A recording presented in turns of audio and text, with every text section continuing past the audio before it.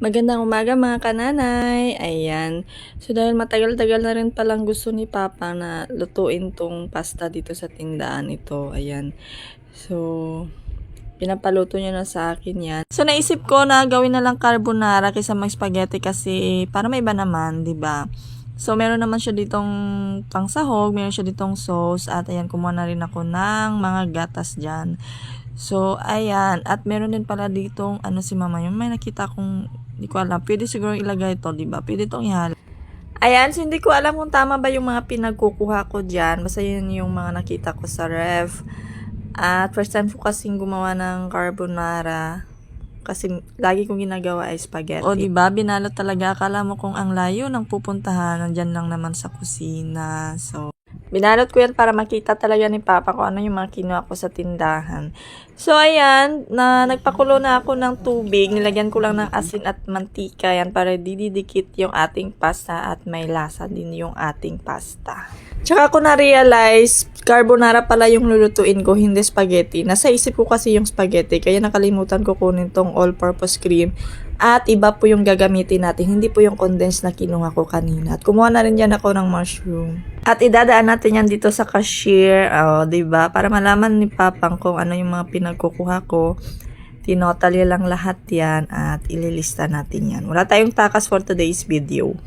So, ayan, naka 100 plus ata ko niyan sa gatas, pero sabi niya, hati daw kami ni Mama. Hi, Ma! Shoutout kay Mama. Hati daw tayo dito, Ma. So, ayan na nga.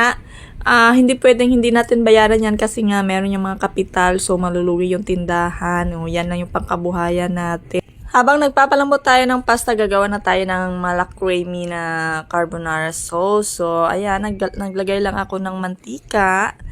At ilalagay ko dito muna yung, akala ko bacon yung nakuha ko, pero mukhang beef loaf lang talaga siya. Ayan.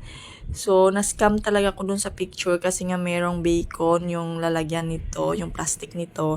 Kaya okay na rin to kasi nga nabuksan ko rin naman. Sayang din naman pag di natin iluluto. So, niluto ko muna siya bago natin ilalagay mamaya.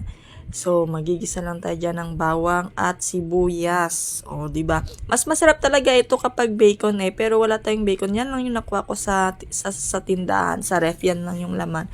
Yun nga, sabi ko kay Papa kung bacon ba daw yung sabi niya, tingnan mo lang. So, yan, hindi nga talaga siya bacon. Pagkatapos ko rin pala nilagay dyan yung sibuyas at bawang natin. Nakalimutan kong videohan. Sinunod ko na rin dyan yung mushroom. At saka yung niluto nating beef loaf, chicken loaf. So, nilagay ko na rin pala dyan yung ibap natin at saka yung all-purpose cream. At sinunod ko na rin itong ating carbonara sauce. Mga kananay, sa tingin ko mas tipid siyang lutuin kaysa spaghetti. Kasi pag spaghetti ang daming ingredients. Unlike dito sa carbonara, konti lang. So, meron ka ng creamy carbonara. Alam niyo ba tuwing nai-stress ako, ito yung libangan ko para makalimutan ko naman yung mga iniisip ko. Para sa akin kasi, para nakakatanggal talaga siya ng stress yung pagluluto. Kasi iba na. So kung araw-araw pa kung may video na nagluluto ako, ibig sabihin po, araw-araw po akong stress. Naglagay lang pala ako ng asin at paminta dyan. Alam niyo ba, mas masarap siya pag maraming paminta.